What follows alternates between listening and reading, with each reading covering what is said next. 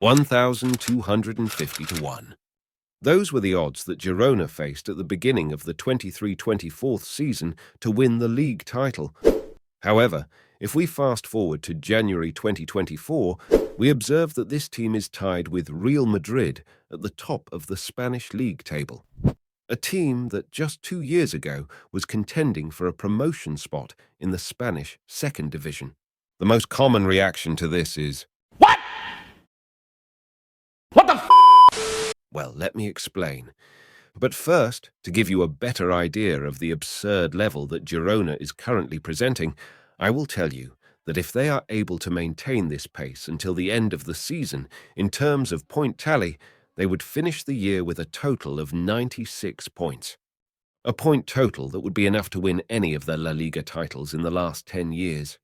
And now, I will present to you all the factors that make this season possible. Firstly, we need to go back in time to the 9th of July of 2021, the day that Girona hired Miguel Angel Sanchez Munoz as their coach, also known as Michel, who in his last 2 clubs achieved the incredible feat of gaining promotion to the main Spanish division in his first full year in charge in each of them. But the third time is a charm, and he managed to break the curse of being fired in the middle of the league season after achieving promotion at his current club, and with a bang. Not only securing safety from relegation, but exceeding expectations by finishing the season in a fantastic 10th place in the 22-23 La Liga, matching Girona's highest position in the Spanish top flight. Coach Miguel implemented a very entertaining style of football at Girona.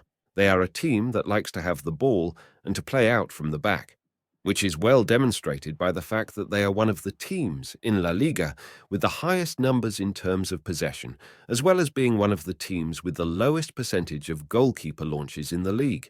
They also try to make the most of the entire width of the pitch, using in a constant way long passes from one side of the pitch to the other, trying to change flanks very quickly, and above all, he seeks to play attacking and exciting football with a big dick mentality of trying to score more than the opponent, not being afraid to expose himself defensively. This is very evident from the fact that Girona has the best attack in the league, but only the 11th best defense. Now, let's transition to another key moment for this season to exist, which was the transfer market. 7 out of the 11 most used players this season were acquired during the summer transfer window, sparking a revolution in almost every area of the team, especially in the front and back lines, and some adjustments in the midfield. This demonstrates ambition on the part of the club. Moreover, these players are not only the most utilized, but many of them are also standout performers in the club, providing a necessary increase in quality for Girona's team. One of these players is the Ukrainian Artem Dovik, who proves to be a quite complete striker, displaying good indicators in terms of finishing and the ability to assist his teammates. He is the player with the most contributions in the Spanish club's attack, boasting the highest number of goals, 11 in total, and assists with 5 so far. The 26-year-old player costs €7.75 million, becoming the club's most expensive transfer. Now, let's transition to defensive matters and discuss another signing, Paulo Gazzaniga, who plays in one of the most impactful positions on the field, goalkeeper. After last year's loan spell, he returns to Girona, but this time in a permanent manner. He has been instrumental in preventing Girona from conceding more goals than the 24 they have already suffered in La Liga. As I mentioned before, they are not the best example in terms of defensive capabilities, allowing a significant number of shots against, but Paulo Gazzaniga is handling the situation well. He is one of the standout goalkeepers in La Liga, boasting a save percentage of 76%. This allows Girona to be one of the teams with fewer goals conceded than the XG allowed indicates.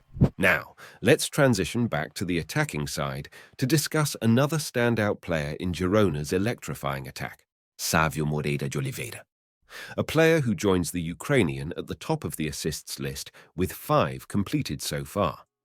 This player frequently seeks to create imbalances through dribbles, attempting more than twice the number of dribbles compared to the second-ranked player in this metric at Girona.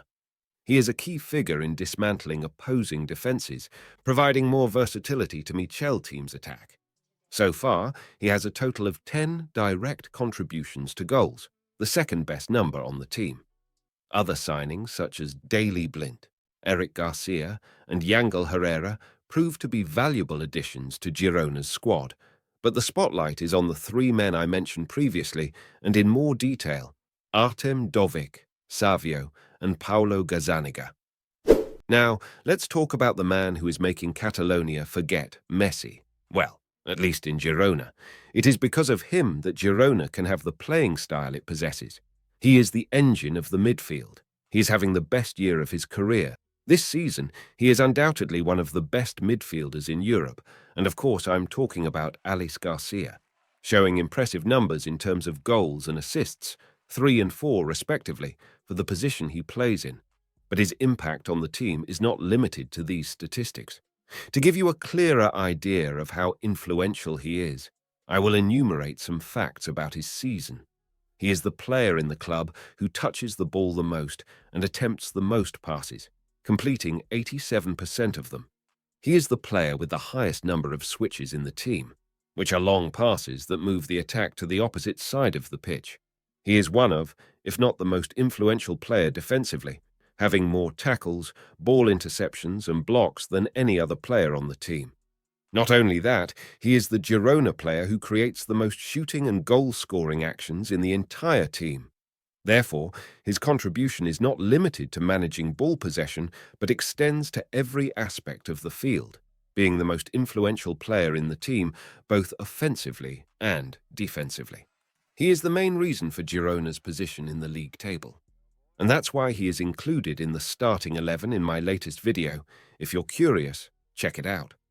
And now, I'd like to give a shout-out to Christian Stuani, who, despite not being a first-choice player, shows significant influence when he enters the pitch.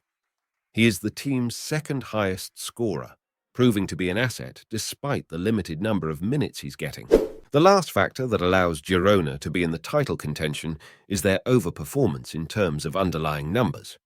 They have scored more than what the XG indicates and conceded fewer goals than the XG allowed. This is not a burn on them because typically teams that end up as champions tend to overperform throughout the season in terms of these metrics. Nonetheless, it is still an important factor. Now, for the big question. Can they do it? Can they lift the La Liga trophy at the end of the season? I would love to say yes, to affirm that it will definitely happen, but I'll have to pull a Steven Gerrard and spoil the party for everyone. There are two key factors that will prevent Girona from becoming champions. Firstly, normally, for an underdog team to win a championship, they need the big teams and perennial title contenders to underperform as a whole, as it happened in Leicester's title-winning season. However, that is not the case here because Real Madrid is performing as one of the best teams in Europe, just like Girona. The only club in the top 5 leagues with a points per match higher than these two clubs is the German club Bayer Leverkusen. So there is one big factor. The other factor is their defence. There is no way they can be champions with one of the worst defences in the league. They have the 6th worst defence in terms of underlying numbers, and that is too much. Therefore, they would need to invest in their backline in this winter transfer window if they want any chance of lifting the trophy at the end of the season. But currently, that isn't their goal.